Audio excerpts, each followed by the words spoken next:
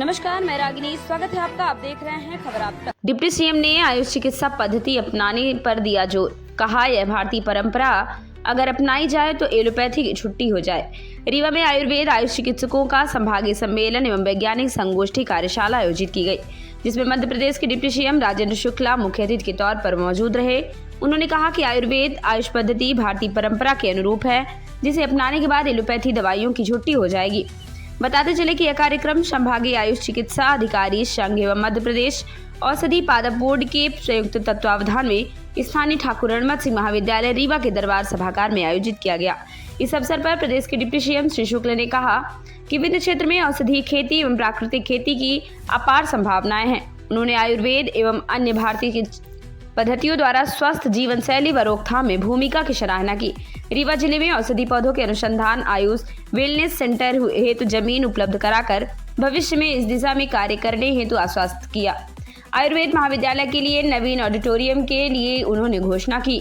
कार्यक्रम की अध्यक्षता पूर्व विधायक केपी त्रिपाठी। कार्यक्रम में पूर्व आईएफएस अधिकारी दिलीप कुमार, भाजपा जिला अध्यक्ष वीरेंद्र गुप्ता, शासकीय डॉक्टर दीपक कुलश्रेष्ठ, संभागीय आयुष अधिकारी डॉक्टर शिवराम साकेत, जिला आयुष अधिकारी डॉक्टर शारदा मिश्रा, वरिष्ठ समाज सेवी एवं चिकित्सक doctor Prabhakar Chaturvedi, doctor SN Tiwari, doctor LM Kushwaha, doctor Harsh Singh Parihar, doctor Arjun Singh, KP Tripathi, प्रांत अध्यक्ष doctor Shashank Jha, doctor Ashutosh Dwivedi, doctor Ganesh Saket, doctor Rajesh Mishra, doctor Shailendra Singh, doctor Vinod Tiwari, doctor Nilesh Patel, doctor Shashikant Dwivedi, doctor KP Sharma, doctor Sukhmant, doctor Arvind Tripathi, doctor Archana Singh, doctor Jyoti Pandey, doctor Preeti Tiwari, doctor Renu Dhurve, doctor Ritu Mishra, doctor Sandhya Mishra, doctor Mahendra, doctor Deepak Soni, doctor Kishore, doctor Pritesh Agnihotri, doctor Rajeev Agnihotri, doctor Ram Raksha Shukla, doctor Vipin Chaurasia, doctor Ashish Singour,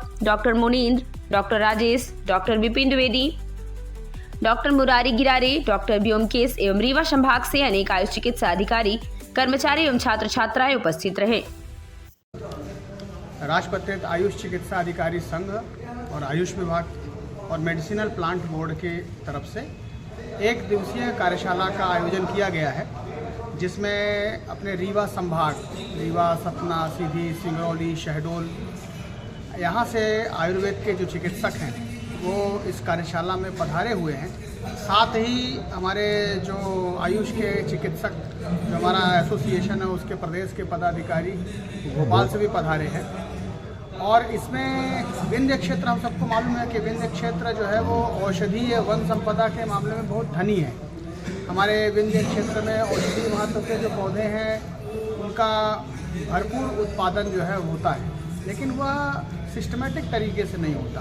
उसका लोक जीवन में अधिकतम सदुपयोग कैसे हो सकता है, उसकी प्रोसेसिंग कैसे हो सकती है, उस पर एक विशिष्ट कार्यशाला का आयोजन किया गया है, ताकि हम आसपास के क्षेत्र के लोगों को इस विषय पर अधिक प्रेरित कर सकें, ताकि ये जन समुदाय के विषय के लिए लाभकारी है। तो मेडिसिनल प्लांट और इनकी उपयोगिता के बारे में एक कार्यशाला आयोजित की गई है, जिसमें विशेषज्ञ आए हैं और एक पूरे प्रदेश भर के आयुष चिकित्सक यहाँ पर एकत्रित हुए हैं और इस पर ये सेमिनार चलेगा। और इससे हम इसलिए इस कार्यशाला को बहुत बहुत आभार प्रकट करना चाहेंगे कि बसामन मामा गौवंश वन विहार में भी 2 एकड़ में औषधि पौधे आयुर्वेद विभाग के द्वारा लगाए जाएंगे और वहीं पर एक वेलनेस सेंटर खोलने का प्रोग्राम प्रस्ताव माननीय उप मुख्यमंत्री जी को दिया गया है, जिसको उन्होंने कहा है कि शीघ्र इसको करा के, क्योंकि गौशाला में गायों के बीच एक अपने आप में एक वेलनेस है वहाँ पर, और यदि वहाँ आयुर्वेद का वेलनेस सेंटर खुल जाएगा और औषधीय पौधों की डिटेल जानकारी वहाँ आयुर्वेद विभाग के द्वारा दी जाएगी, तो वो मैं समझता हूँ कि हमारे पूरे ज़िले को एक नई दिशा में ले जाने का काम हम लोग कर पाएंगे। इसी के लिए ये कार्यशाला आयोजित हुई थी। किस तरह का लोगों की जीवनचर्या में पद्धति मानव जाति के लिए बहुत ही लाभदायक चिकित्सा पद्धति है, उसी पर आधारित संगोष्ठी और जो हमारे औषधि पौधे हैं जिससे वो सारी दवाइयाँ बन सकती हैं, उसका संवर्धन, उसका चिकित्सीय उपयोग किस प्रकार से हो सकता है, इस विषय पर आज जो यहाँ पर संगोष्ठी का आयोजन हुआ वो बहुत ही प्रशंसनीय है। मैं आयुर्वेद महाविद्यालय से जुड़े हुए जितने भी प्राचार्य से लेके शिक्षक हैं, आयुर्वेद के जो जिला अधिकारी हैं, संभागीय अधिकारी हैं, तो इन्होंने एक प्रमुख वक्ता फॉरेस्ट के रिटायर्ड PCS को बुलाया है।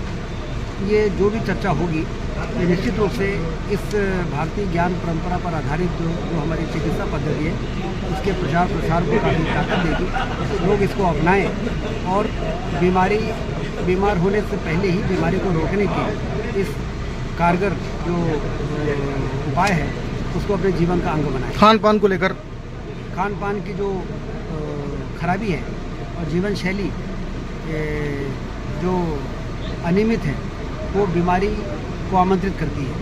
लेकिन जब हम इस प्रकार के चिकित्सा पद्धति से जुड़ते हैं तो हमारा खान पान भी ठीक हो जाता है और जीवन शैली भी अच्छी हो जाती है।